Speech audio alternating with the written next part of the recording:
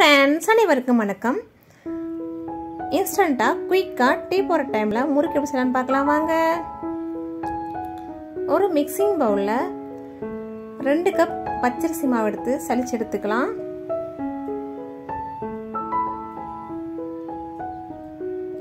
இடியாப்ப மாவு இல்ல கொழுக்கட்டை மாவு இருந்தாலும் யூஸ் பண்ணிக்கலாம்.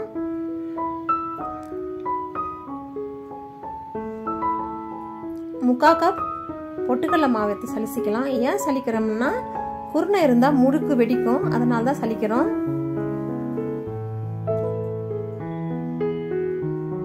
இப்போ ஒரு டீஸ்பூன் ஓமமும் சுவைக்கேற்ப உப்பும் சேர்த்துக்கலாம். இப்போ இதை ஒன்னோட ஒன்று நல்லா கலந்து விட்டுக்கலாம்.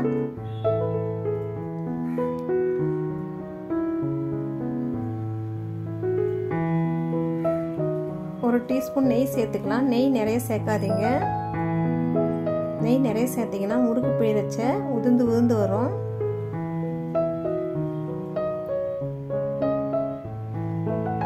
இதனோட கொஞ்சம் கொஞ்சமா தண்ணி விட்டு பிசைஞ்சு எடுத்துக்கலாம்.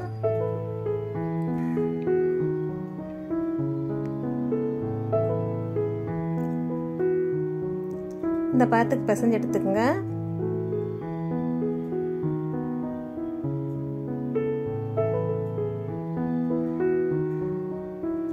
கடாயில எண்ணெய் விட்டு சூடு பண்ணிக்கலாம்.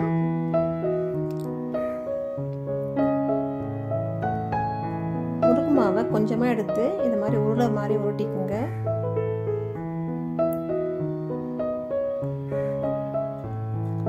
முறுக்கு அச்சில் எண்ணெயை அப்ளை பண்ணிட்டு இந்த மாவை போட்டு முக்கால் அளவு வந்தா போதும். பிழிஞ்சு எடுத்துக்கலாம். ஜல்லிக்கட்டில் முதல்ல எண்ணெயை அப்ளை பண்ணிக்கலாம். ஃபர்ஸ்ட் டைம் எண்ணெயை அப்ளை பண்ணால் போதும். இது மாதிரி பிழிஞ்சு எடுத்துக்கோங்க.